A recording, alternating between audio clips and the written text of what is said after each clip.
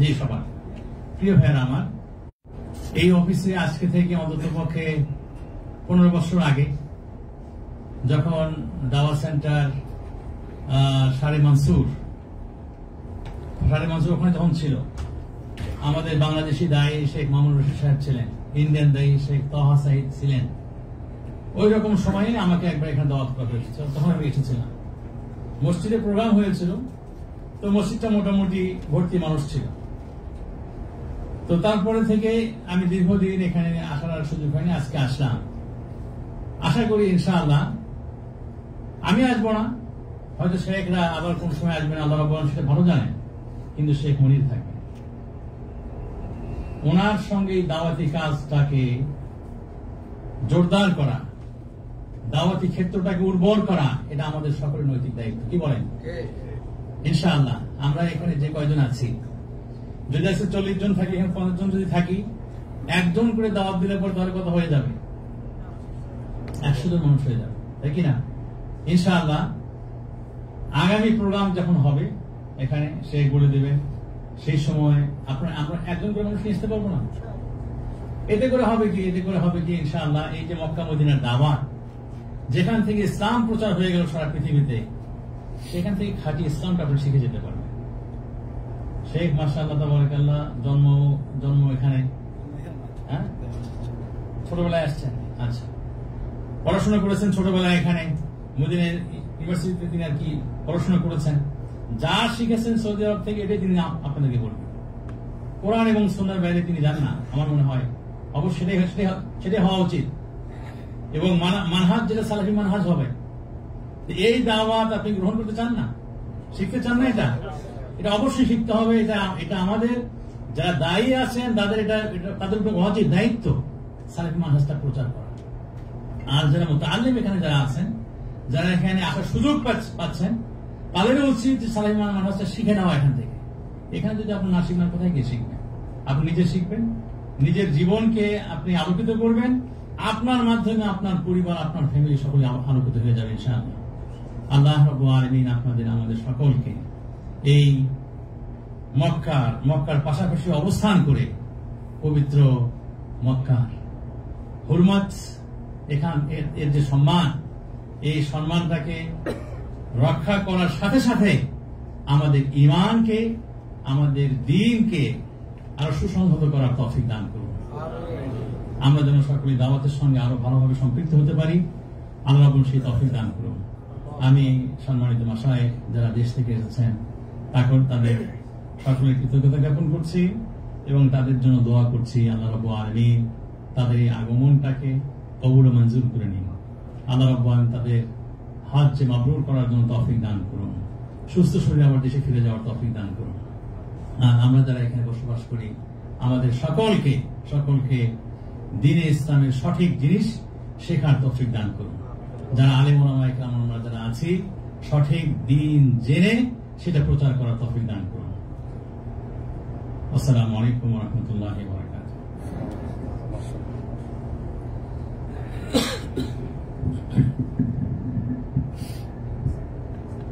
জাযাকাল্লাহু খাইর শেখ রফিকুল ইসলাম। আসলে খুবই গুরুত্বপূর্ণ কথা কেউ বলেছেন। আল্লাহ সুবহানাহু ওয়া তাআলা সবাইকে আমল করার তৌফিক দান করুন। আমাদের মাঝে শেখ আব্দুল্লাহ সংক্ষেপে কিছু কথা বলার চেষ্টা করুন।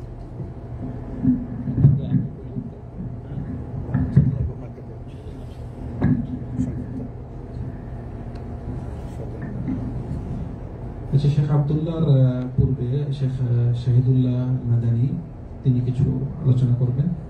আমরা সবাই শুরু করছি।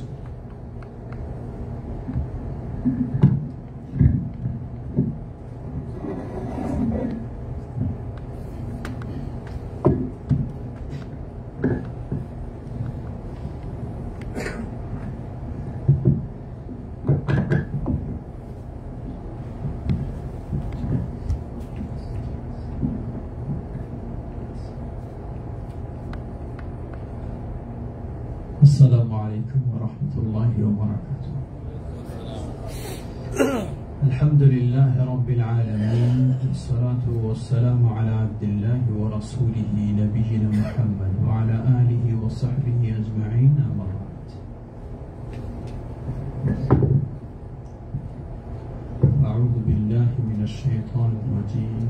بسم الله الرحمن الرحيم ولقد بعثنا في كل أمة رسولا أن اعبدوا الله واجتنبوا الطاغوت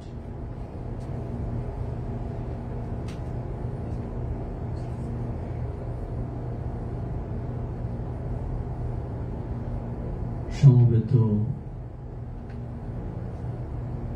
অতিথিবৃন্দ, যাদের মাঝে আমাদের সকলের শ্রদ্ধাভাজন বাংলাদেশ জমিয়ত আহলে হাদিসের সম্মানিত সুযোগ্য সভাপতি অধ্যাপক ডক্টর আব্দুল্লাহ ফারুক হাফিজাহুল্লাহ, কিছুক্ষণ আগে আমরা অত্যন্ত সংক্ষিপ্ত সময়ে অতি মূল্যবান কথা শুনলাম বিশিষ্ট দায়ী শেখ রফিকুল ইসলাম মাদানির কাছে। এই মাকতাবুদ দাওয়ায় যিনি সর্বদাই দাওয়াতি কাজে আঞ্জাম দিয়ে যাচ্ছেন আমাদের অত্যন্ত প্রিয় ভাই শেখ মনির হাফেজ মনিরুল ইসলাম,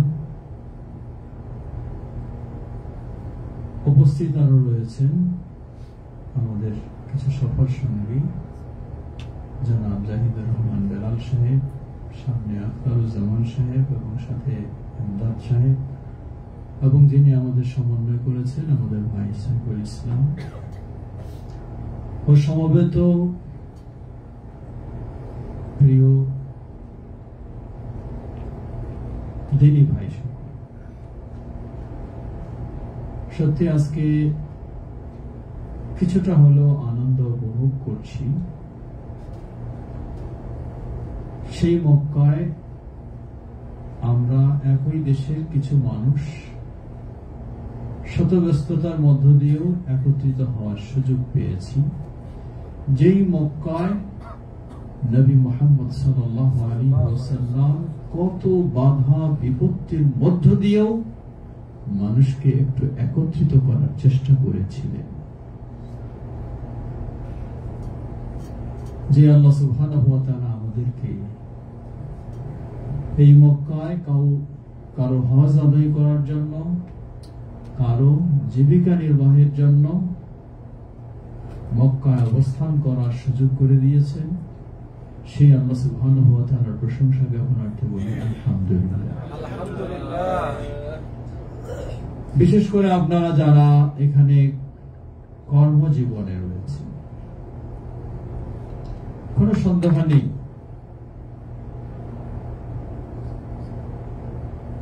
প্রবাস জীবন মানে হলো আনন্দের জীবন,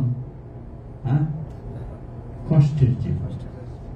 যতই সুন্দর খাওয়া দাওয়ার ব্যবস্থা থাকুক, ভালো স্যালারি থাকুক, তবু প্রবাস জীবন কষ্টের জীবন। কারণ প্রিয় মানুষদের থেকে বহু দূরে সবাইকে দিনাতিপাত করতে হচ্ছে। ডাল ভাত খেয়েও যদি প্রিয় মানুষদের কাছে থাকা যায় একটা তৃপ্তি পাওয়া যায়, তাই না? কিন্তু একেবারে পোলাও বিরিয়ানি খেয়েও যদি থাকা যায় কিন্তু প্রিয় মানুষেরা বহু দূরে, কখনো সেটাতে তৃপ্তি পাওয়া যায় না। তবে আপনাদের তৃপ্তির আরেকটা বড় দিক রয়েছে, যদি সেটাকে কাজে লাগাতে পারি। সেটা কি? আজকে কোথায় সেই আমেরিকা, কোথায় সেই ইউরোপ, কোথায় সেই আফ্রিকা? শুধু দূরত্ব নয়, কত টাকা পয়সাও খরচ করে পরিবার পরিজনকে রেখে মাত্র কয়েকটি দিন ওমরা অথবা হজ পালনের জন্য এই মক্কার দিকে ছুটে আসছে, ঠিক না? কিন্তু আল্লাহ সুবহানাহু ওয়া তাআলা আপনাদেরকে জীবিকা অর্জনের সাথে সাথে এই সেই মক্কায় অবস্থান করার সুযোগ করে দিয়েছেন। বলুন আলহামদুলিল্লাহ। এটি সত্যি যদি একদিকে ভাবা যায় তাহলে এটি কত বড় নিয়ামত আপনারা লাভ করেছেন বলার অপেক্ষা রাখে না।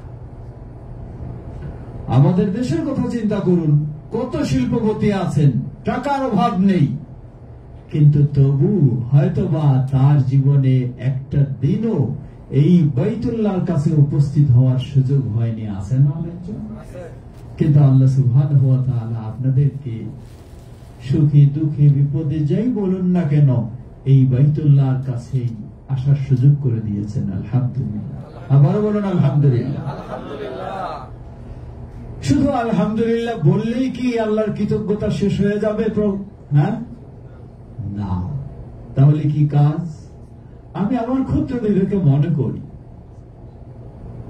আপনারা যারা এই সেই মক্কায় আসার সুযোগ লাভ করেছেন এবং এখানে অবস্থান করছেন, এখান থেকে কোনো সন্দেহ নেই, যেমন একদিকে রুজি রোজগারের জন্য আপনারা চেষ্টা করবেন, রেজেকের মালিককে আল্লাহর কাছেই তো আমাদেরকে রেজেক বেশি চাইতে হবে, তাই না? আমি কি শ্রম দিলেই রেজেক অর্জন করতে পারবো? না, যদি আল্লাহ আমাকে রেজেক না দেন। তাহলে একদিকে আল্লাহকে খুশি রাখার জন্য পৃথিবীর সবচেয়ে মর্যাদাপূর্ণ জায়গা এই মক্কাতে ঠিকভাবে আমাকে আল্লাহর কাছে কাঁদতে হবে, অপরদিকে আমাকে পরিশ্রম করতে হবে, চেষ্টাও করতে হবে। ইনশাআল্লাহ আল্লাহ আমাদের রিজকে বরকত দেবেন ইনশাআল্লাহ। তবে মনে রাখবেন, এই মক্কার জীবনে আপনি যদি কোটি কোটি টাকাও অর্জন করেন, করার পরে দেশে ফিরে যান, সারা জীবন একটি আফসোস থাকবে, সেটি হলো হায় মক্কায় থেকে অনেক টাকা পয়সা কামাই করেছি ঠিকই, কিন্তু যেই মক্কায় সামান্য দু একদিন থাকার জন্য মানুষ কত আকাঙ্ক্ষী হয়ে বসে আছে, সেখানে আমি বছরের পর বছর থাকলাম, কিন্তু মক্কা থেকে কিছু উপকৃত হতে পারলাম না। যদি এটা না হতে পারি তাহলে এই আফসোস কিন্তু সারা জীবন থাকবে। টাকা পয়সা কতজন কামাই করে, কিন্তু এই টাকা পয়সা আমাদের যারা পরবর্তীতে আছে তারা এটা নিয়ে কারাকারি করে, আমরা তো সব ভোগ করেও যেতে পারবো না। দেখবেন আজান হচ্ছে, আমরা কি একটু থাকবো নাকি? আজানটা শেষ হয়ে যাবে, আমরা এখানেই সালাত পড়বো ইনশাআল্লাহ শেষ করে।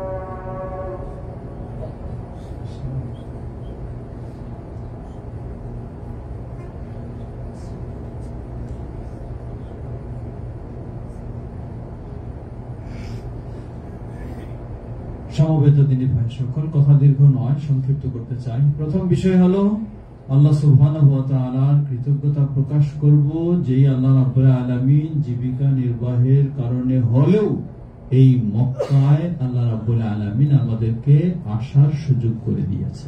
বলুন আবারও আলহামদুলিল্লাহ। কি প্রথম বিষয়। দ্বিতীয় বিষয়, কোন মক্কা? এটা হলো সেই মক্কা নবী সাল্লাল্লাহু আলাইহি ওয়াসাল্লাম এই মক্কায় যখন তাওহীদের দাওয়াত দিলেন, এই মক্কায় যখন শিরক বর্জনের তিনি ঘোষণা দিলেন, কিন্তু দিন যতই যাচ্ছে মক্কার পরিবেশ ততই নির্যাতনমুখী হচ্ছে, নিষ্পেষণ নির্যাতন বৃদ্ধি হচ্ছে। নবী সাল্লাল্লাহু আলাইহি ওয়াসাল্লাম ভাবলেন মনে হয় এই মক্কায় আর তাওহীদের দাওয়াত প্রচার করা যাবে না। ভিন্ন জায়গা খুঁজলেন, বের হলেন তিনি তায়েফের দিকে, চললেন তায়েফে। তায়েফে গিয়ে তায়েফের মানুষদেরকে তাওহীদের দাওয়াত দিলেন। হাদিসটি সহিহুল বুখারীর। নবী সাল্লাল্লাহু আলাইহি ওয়াসাল্লাম যেমনি তাওহীদের দাওয়াত দিলেন, মক্কায় বহু বাধা বিপত্তি থাকা সত্ত্বেও নবী সাল্লাল্লাহু আলাইহি ওয়াসাল্লামের গায়ে কেউ আঘাত করেনি, কিন্তু তায়েফের ময়দানে এমন ঘটনা ঘটে গেল তিনি রক্তাক্ত হয়ে তায়েফ থেকে প্রত্যাবর্তন করছেন। পথিমধ্যে হঠাৎ আকাশ থেকে উপর থেকে নেমে আসলেন জিবরিল আলাইহিস সালাম। নেমে এসে বললেন, হে মুহাম্মদ সাল্লাল্লাহু আলাইহি ওয়াসাল্লাম, তায়েফবাসীর আচরণ আপনার সাথে যা হয়েছে আল্লাহ সুবহানাহু ওয়া তাআলা সব জানেন, সব দেখেছেন, সব শুনেছেন। আপনি শুধু অনুমতি দেন, আমার সাথে রয়েছেন মালাকুল জিবাল, গোটা বিশ্বের পাহাড়গুলি নিয়ন্ত্রণের যে সমস্ত ফেরেশতা দায়িত্বশীল, তাদের যিনি চিফ লিডার, তিনি আমার সাথে আছেন। আপনি অনুমতি দিন, মক্কার দুই বিশাল পাহাড় দিয়ে ওই তায়েফবাসীকে নিশ্চিহ্ন করে দেওয়া হবে। নবী সাল্লাল্লাহু আলাইহি ওয়াসাল্লাম কি বললেন? তিনি ভিন্ন আশা ব্যক্ত করলেন। তিনি বললেন, না, বরং আরজু মিনাল্লাহ আন ইখরিজা মিন আসলাবিহিম মান ইয়াবুদুল্লাহ ওয়াহদাহু ওয়া লা ইউশরিকু বিহি শাইআ। না, সেই তায়েফবাসীকে নিশ্চিহ্ন করে দেওয়া হোক এটি আমি চাই না, বরং আমি আল্লাহর কাছে চাই ওই তায়েফবাসীর পরবর্তী প্রজন্ম এমন বের হয়ে আসবে যারা এক আল্লাহর তাওহীদের উপরে প্রতিষ্ঠিত থেকে আল্লাহর ইবাদত করবে এবং সকল প্রকার শিরক থেকে তারা মুক্ত হবে। সেই কথায় নবী সাল্লাল্লাহু আলাইহি ওয়াসাল্লাম ফিরে আসলেন। এই সেই মক্কায় সেই তাওহীদের দাওয়াত তিনি দিলেন, শিরক মুক্ত করার সেই দাওয়াত দিলেন, কিন্তু সম্ভব হলো না মক্কায় টিকে থাকা। আল্লাহর নির্দেশে বাধ্য হলেন তিনি মক্কা ত্যাগ করে হিজরত করতে কোথায়? মদিনায়। আবার আল্লাহ সুবহানাহু ওয়া তাআলা ৮ম হিজরিতে ফিরিয়ে দিলেন। এই মক্কায় বিজয় হলো তাওহীদের, বিতাড়িত হলো শিরক, সুপ্রতিষ্ঠিত হলো তাওহীদ। সেই তাওহীদেরই দেশ বর্তমান বলা যেতে পারে গোটা বিশ্বের একমাত্র একটি তাওহীদের দেশ, সেটি হলো কোনটি? সৌদি আরব। বলুন আলহামদুলিল্লাহ। চলছেন নেই কোনো ইবাদতের নাম দিয়ে কবর পূজা, চলছেন দেখছেন নেই কোনো ইবাদতের নাম দিয়ে মাজার পূজা। আজকে আমাদের দেশের পরিবেশের কথা একটু চিন্তা করুন। কোন মানুষ যদি একটু ভালো হয়, দিনদার হয়, তাকে কেন্দ্র করে শুরু হয়ে গেছে আল্লাহকে বাদ দিয়ে তার এই সেজদা শুরু হয়ে যায়, ঠিক না? আল্লাহর সেজদা বাদ দিয়ে, মসজিদের সেজদা বাদ দিয়ে কবরের সেজদা শুরু হয়ে যায়, মসজিদের সেজদা বাদ দিয়ে মাজারের সেজদা শুরু হয়ে যায়। অথচ মদিনায় আপনারা গেছেন যেখানে কবর রয়েছে নবী মুহাম্মদ সাল্লাল্লাহু আলাইহি ওয়াসাল্লাম, দেখেছেন আপনারা শুহাদায়ে উহুদ, উহুদ প্রান্তে যারা শাহাদাত বরণ করেছেন তাদের কবর চিনারই সুযোগ নেই। ভবন তো দূরের কথা, মাজার তো দূরের কথা, অট্টালিকা তো দূরের কথা। সুতরাং এই সুন্দর পরিবেশে আল্লাহ রাব্বুল আলামিন আপনাকে নিয়ে এসেছেন। আপনি যদি এই মুহূর্তে এই সময়টার মাঝে নিজের মাঝে কিছু তাওহীদের শিক্ষা অর্জন করতে না পারি আমি, তাহলে সত্যিই হবে এটি আমার জন্য বড় দুঃখের বিষয়। তাই আমি অনুরোধ জানাবো এ ধরনের মক্তবুদ দাওয়া নিয়মিত যদি আপনারা আসেন এবং শিক্ষা নেওয়ার চেষ্টা করেন, তাহলে সম্ভব হবে আপনাদের বা আমাদের নিজেদেরকে সে তাওহীদের উপর প্রতিষ্ঠিত করা, এবং আমাদের পিছনে যে পরিবার রয়েছে, আমাদের স্নেহের সন্তানেরা এবং প্রিয় স্ত্রী বা আরো যারা শ্রদ্ধাভাজন বাবা মা, তাদেরকে টাকা পয়সা দিয়ে উপকৃত করাটা যত উপকারে আসবে, তার চেয়ে বড় উপকারে আসবে যদি আমরা তাদেরকেও একটু তাওহীদের উপকার দিতে পারি, শিরক মুক্ত করতে পারি, বিদআত মুক্ত করতে পারি, তাহলে এটাও হবে তাদের জন্য সবচেয়ে বড় উপকার, ঠিক না? কারণ টাকা দিবেন খায় শেষ, কিন্তু ঈমানের অবস্থা যা তাই থাকবে। তাই আমি অনুরোধ জানাবো, সংক্ষিপ্ত কথায় আমি বলবো যে আপনারা নিজেরা যারা আছেন এখানে থাকছেন, আল্লাহ রাব্বুল আলামিনের এই নিয়ামতের কৃতজ্ঞতা প্রকাশ করে নিজেকে আরো তাওহীদের উপর প্রতিষ্ঠিত রাখার চেষ্টা করবেন, সকল প্রকার শিরক মুক্ত হওয়ার চেষ্টা করবেন, সুন্নাহকে আঁকড়ে ধরার চেষ্টা করবেন, বিদআত থেকে মুক্ত হওয়ার চেষ্টা করবেন, এবং নিজের পরিবারের কাছের মানুষেরা তাদেরকে নিয়েও যেন আপনারা জান্নাতে যেতে পারেন, সেজন্য তাদেরকেও এই তাওহীদের শিক্ষা দেওয়ার চেষ্টা করবেন, সুন্নাহর শিক্ষা দেওয়ার চেষ্টা করবেন, শিরক মুক্ত করার চেষ্টা করবেন, বিদআত মুক্ত করার চেষ্টা করবেন। আল্লাহ আমাদের সকলকেই এভাবে জান্নাতের পথে এগিয়ে যাওয়ার তৌফিক দান করুন। কথা দীর্ঘ না করে এখানে শেষ করতে চাই। পরিশেষে অত্র মাকতাবুদ দাওয়া কর্তৃপক্ষ সকলকেই আমার পক্ষ থেকে জানাচ্ছি কৃতজ্ঞতা, বিশেষ করে আমাদের শেখ মনিরুল ইসলাম এবং আমাদের ভাই সাইফুল ইসলাম, এবং আপনারাও যারা ব্যস্ততার মধ্য দিয়ে কষ্ট করে এসে উপস্থিত হয়েছেন, সবাইকে কৃতজ্ঞতা জানাচ্ছি। আল্লাহ সকলকে জাযায়ে খায়র দান করুন।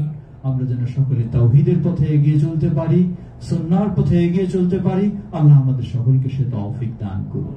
পরিশেষে আপনাদের সবাইকে দাওয়াত জানাচ্ছি, যেহেতু আমরা ঢাকায় থাকি, আলহামদুলিল্লাহ গোটা দেশব্যাপী আমাদের তাওহীদ সুন্নাহর দাওয়াতি কার্যক্রম চলে।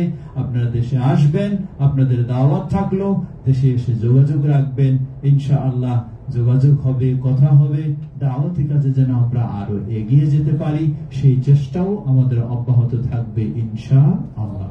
এই বলে আমি আমার সংক্ষিপ্ত কথা শেষ করছি। ওয়া আখিরু দাওয়ানা আলহামদুলিল্লাহি রাব্বিল আলামিন ওয়া সাল্লাল্লাহু তাআলা নবিনা মুহাম্মদ ওয়া আলা আলিহি ওয়া সাহবিহি আজমাইন। আসসালামু আলাইকুম ওয়া রাহমাতুল্লাহি ওয়া বারাকাতুহু।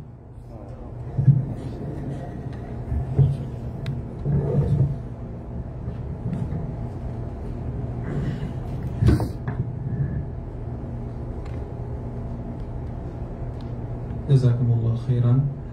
আসলে খুব সংক্ষেপে শেখ শহীদুল্লাহ খুবই গুরুত্বপূর্ণ কথা বলেছেন। যেই নবী রাসূল সাল্লাল্লাহু আলাইহি ওয়াসাল্লাম যারা এসেছেন, আল্লাহ সুবহানাহু ওয়া তাআলা এই নবী রাসূলের দাওয়াত যে দিয়েছেন, ওয়ালাকাদ বাআথনা ফি কুল্লি উম্মতি রাসূলান আন ইবুদুল্লাহ ওয়াজতানিবুত তাগুত, যে নবী রাসূলের দাওয়াত, যে তাওহীদের দাওয়াত এবং শিরক বর্জন করার দাওয়াত, এই নিয়েই শেখ শহীদুল্লাহ খুব সংক্ষেপে বলেছেন। আমরা আলহামদুলিল্লাহ ওনার এই সংক্ষিপ্ত আলোচনা থেকে আলহামদুলিল্লাহ আমরা অনেক গুরুত্বপূর্ণ কথা শুনতে পেরেছি, জানতে পেরেছি। আল্লাহ সুবহানাহু ওয়া তাআলা শেখকে জাযা খায়ের দেন, এবং ভবিষ্যতে ইনশাআল্লাহ শেখ যদি আবার আসে মক্কাতে, ইনশাআল্লাহ আমাদের সাথে আরো প্রোগ্রাম হবে, আরো ইনশাআল্লাহ শেখ থেকে আমরা আরো জানতে পারবো। এখন আমাদের মাঝে শেখ আব্দুল্লাহ ফারুক, তিনি জামিয়াতে আহলে হাদিস সভাপতি, তিনি সংক্ষেপে কিছু আলোচনা রাখবেন। আল্লাহ সুবহানাহু ওয়া তাআলা আমাদের সবাইকে আমরা যা শুনি তা আমল করার তৌফিক দান করুন।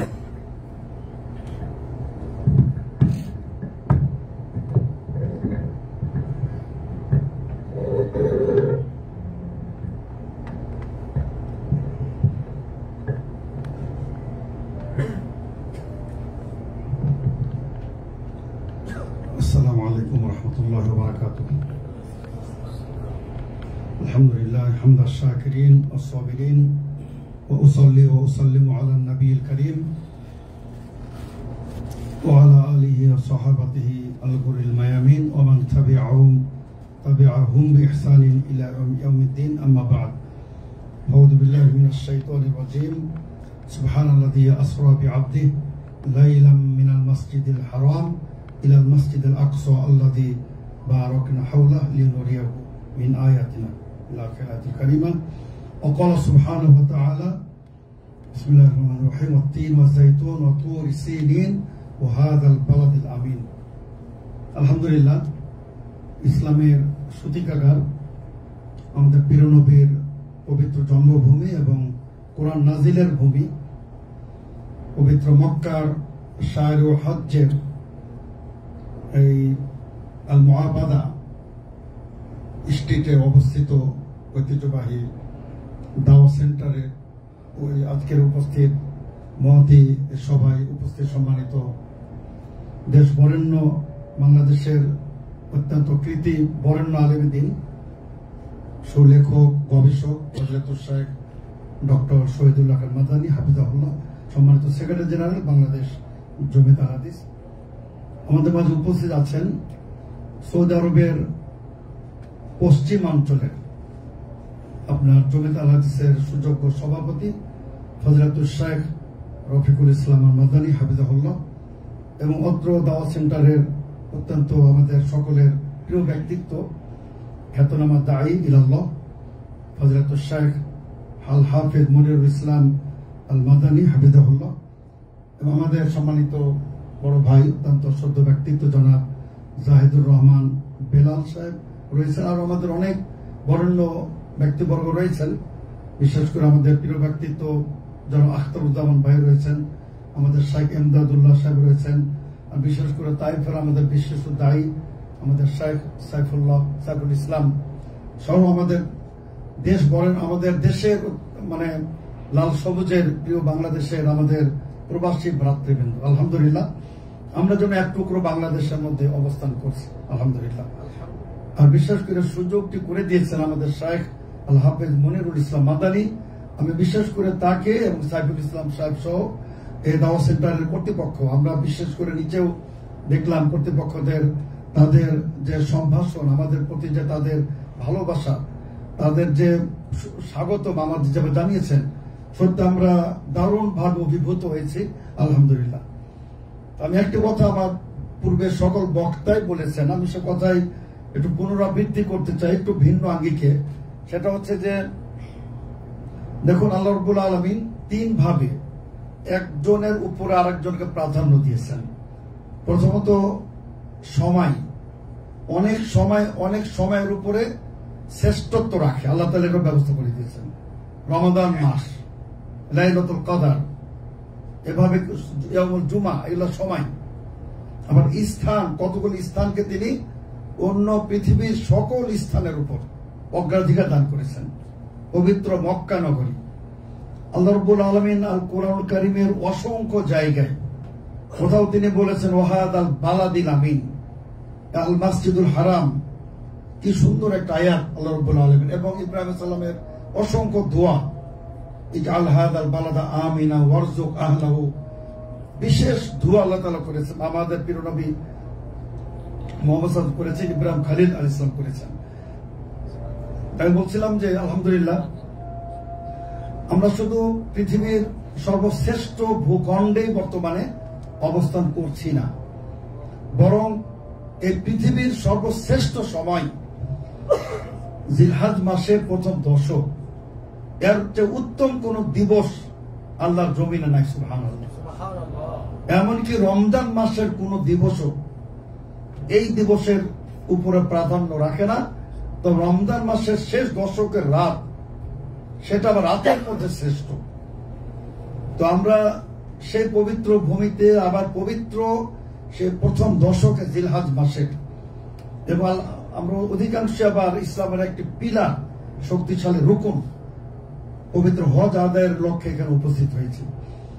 এবং কিয়ামত পর্যন্ত যত মানব সন্তান, তার মধ্যে সর্বশ্রেষ্ঠ মানব সন্তান হলেন আমাদের প্রিয় নবী মুহাম্মদ রাসূলুল্লাহ সাল্লাল্লাহু আলাইহি ওয়াসাল্লাম। আম্বিয়া কিরাম এরা হলেন সর্বশ্রেষ্ঠ মানব সম্প্রদায়। তার মধ্যে আবার 5 জন হলেন উলুল আজমে মিনার রাসূল, প্রথম শ্রেণীর নবী রাসূল 5 জন।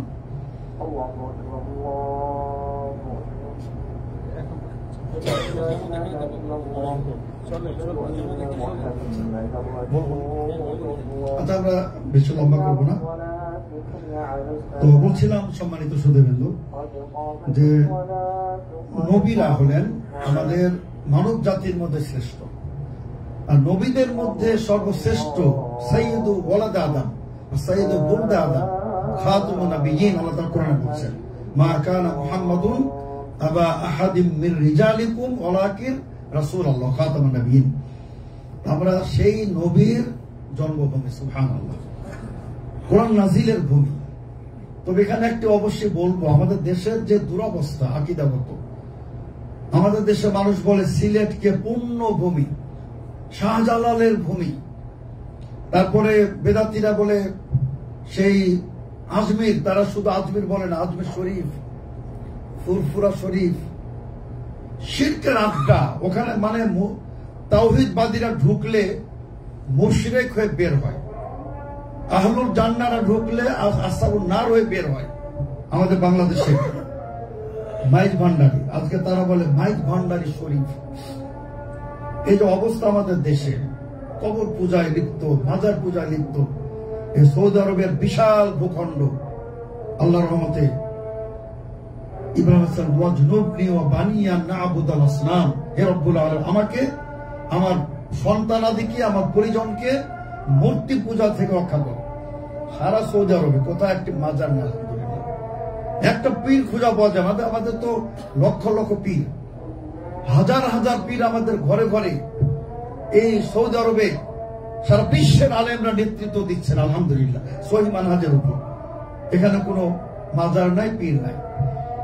সবচেয়ে বড় ব্যাপার, আলহামদুলিল্লাহ, সৌদি আরবের গ্র্যান্ড মুফতি আল্লামা আব্দুল আজিজ বিন আব্দুল বাজ রাহিমাহুল্লাহ, স্বয়ং তিনি জমিয়ত আহলে হাদিসের প্রশংসা করেছেন, আলহামদুলিল্লাহ। তিনি বলেছেন, তার ফতোয়ার কিতাবে লিখিত আছে, হে যুবক বা হে মুসলিম, তুমি যদি জমিয়ত আহলে হাদিসের এবং জামিয়াত আনসারুস সুন্নাহ মুহাম্মাদিয়ার সন্ধান পেয়ে যাও, এদিকে দেখা লাগবে না, তুমি এটার অনুসরণ করো, এই দলের অন্তর্ভুক্ত হয়ে যাও। এটা স্বয়ং সার্টিফিকেট প্রদান করেছেন বিশ্বের অপ্রতিদ্বন্দ্বী ইমাম ও মুজাদ্দিদ মুফতি আল্লামা আব্দুল আজিজ আব্দুল বাজ রাহিমাহুল্লাহ।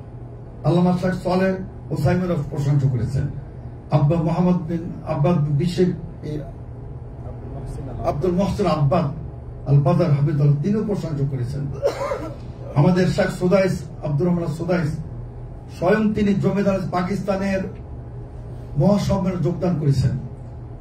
আল্লামা মোহাম্মদ সুবাইল আমাদের জমিয়ত আহলে হাদিসে তিনি মহাসম্মেলনে যোগদান করেছেন।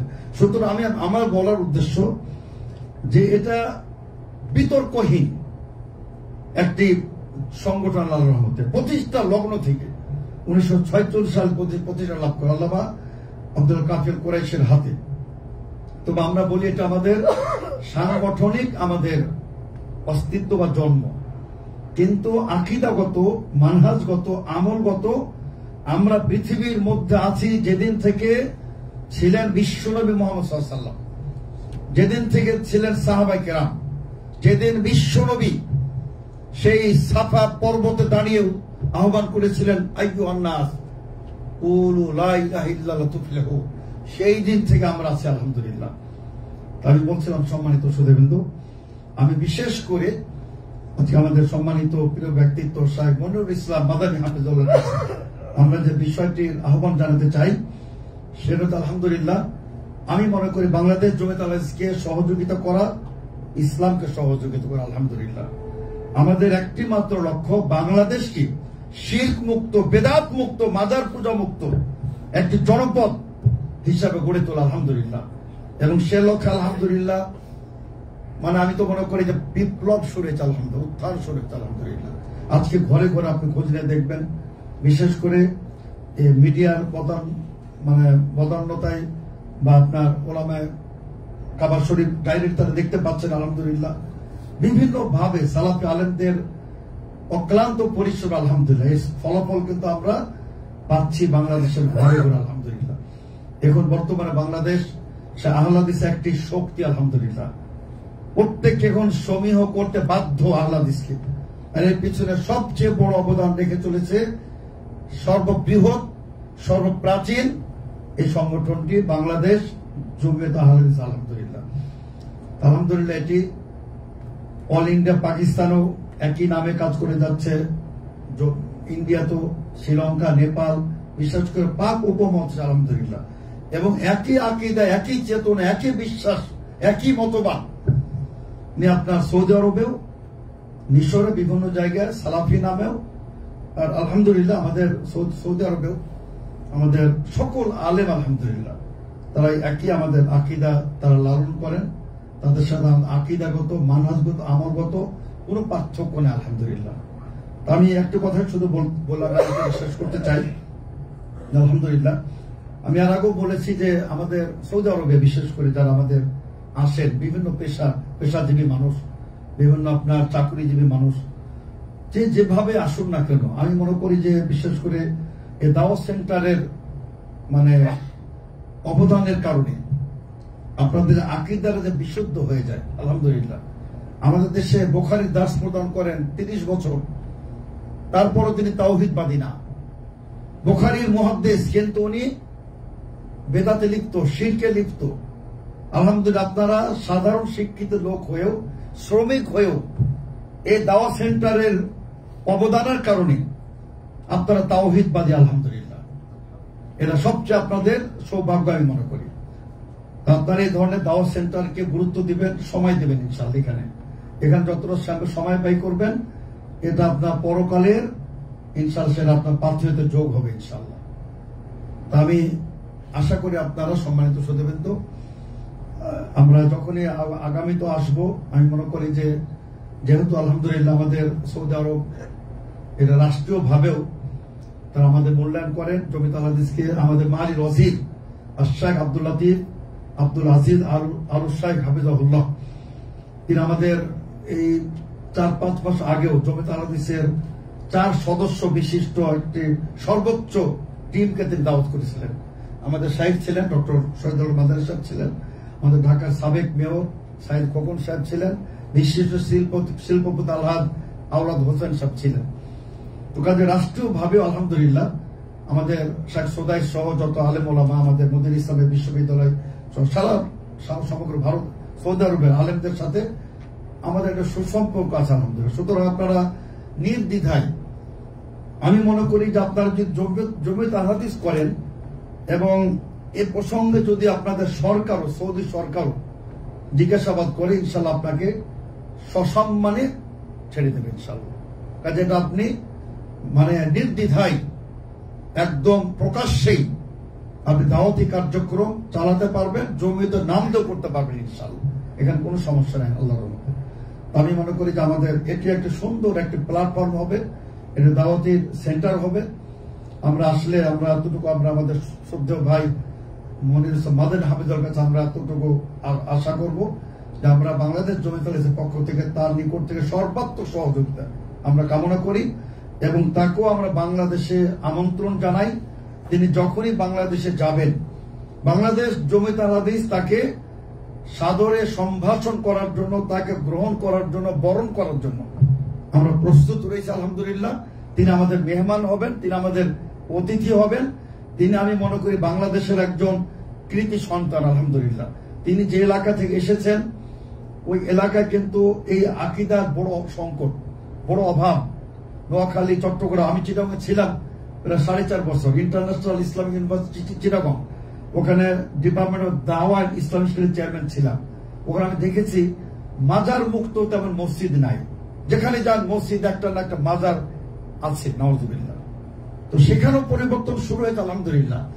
ওখানে অনেকগুলি সহিহ আকীদার আহলে হাদিসের মসজিদ তৈরি হয়ে গেছে। এদের শাইখ প্রায় যান, আমরা প্রায় যাই, খুলশি সহ আজকে প্রায় 5-6টি মসজিদ ওখানে হয়ে গেছে আলহামদুলিল্লাহ। আশা করি যে আপনারা এসব বিষয়ে ভূমিকা রাখবেন। আপনারা নিজ নিজ এলাকায় একটি করে মসজিদ নির্মাণ করবেন, মাদ্রাসা নির্মাণ করবেন, জমিয়ত আহলে হাদিসের সহযোগিতা চাইবেন, যে কোনো আলেম ওলামাদের আপনারা দাওয়াত দিবেন, ইনশাল্লাহ আমরা ওখানে যাওয়ার জন্য প্রস্তুত রয়েছে আলহামদুলিল্লাহ।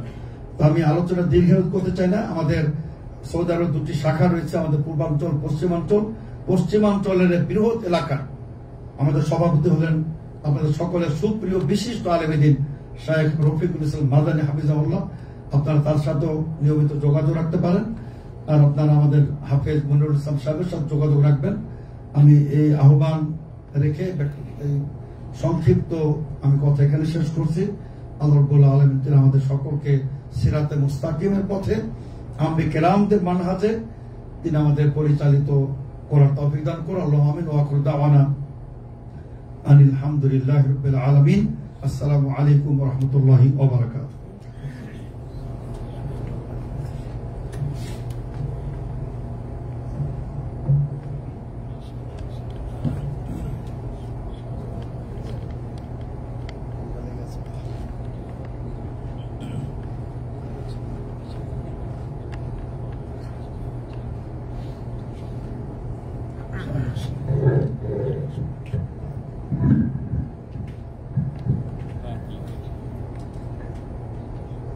জাযাকাল্লাহু খাইরান সম্মানিত শেখ আব্দুল্লাহ ফারুক। আসলে খুব সংক্ষেপে শেখ খুবই গুরুত্বপূর্ণ কথা বলেছেন।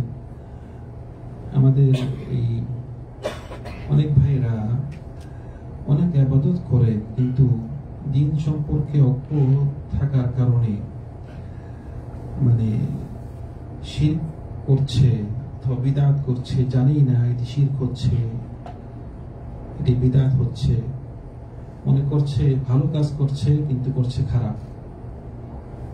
কুল হাল উনাব্বিউকুম বিল আখসারিনা আমালা আল্লাযীনা দাল্লা সা'য়ুহুম ফিল হায়াতিদ দুনিয়া ওয়া হুম ইয়াহসাবুনা আন্নাহুম ইহসিনুনা সুনআ। অনেক ভাইরা আছে যে করছে এমন কাজ করছে যেটি নাকি তাকে ইসলাম থেকে বাইর করে দিচ্ছে, কিন্তু সে মনে করছে ভালো কাজ করছে। যে একটি অনেক বড় একটি উদাহরণ যে মাজারের কথা বলা হয়েছে। আমরা দেখি যে আমাদের বাংলাদেশে অনেক সময় মানে ভোটের সময় ভোট হচ্ছে, যেসব নেতারা ভোটে দাঁড়াচ্ছে ভোটের আগে দোয়ার জন্য যাচ্ছে শাহজালাল মাজারে, মানে ভোটে জয় হওয়ার জন্য, জিতার জন্য। মানে আশ্চর্য, মানে শাহজালাল মাজারে গিয়ে আপনি কি চাচ্ছেন? মাজার জিয়ারত করতে হবে একমাত্র রাসূল সাল্লাল্লাহু আলাইহি ওয়াসাল্লাম বলেছেন যে কুনতু নাহাইতুকুম আন জিয়ারাতিল কুবুর আলা ফাজুরুহা ফাইন্নাহা তুযাক্কিরুকুমুল আখিরাহ ওয়া কামা ক্বালা নবী সাল্লাল্লাহু আলাইহি ওয়াসাল্লাম। কবর জিয়ারত করার উদ্দেশ্য হলো যে আপনার স্মরণ হবে যে আপনিও তার মতো একদিন যাবেন, যে আখিরাত স্মরণ হবে। আর ওই মুহূর্তের জন্য আপনি দোয়া করবেন, আপনি তার জন্য দোয়া করবেন। সে মুহতাজ, সে যতই বড় আলিম হোক না কেন, সে যতই বড় পীর হোক না কেন, সে তো রাসূল সাল্লাল্লাহু আলাইহি ওয়াসাল্লাম থেকে বড় নয়। রাসূল সাল্লাল্লাহু আলাইহি ওয়াসাল্লাম তিনি ফাতিমা রাদিয়াল্লাহু আনহা বলতেছেন, ওনাকে বলতেছেন যে মা তুমি আমার থেকে যা চাও এখন চাই নাও, আমি দুনিয়া থেকে চলে গেলে তখন আর চাওয়া যাবে না।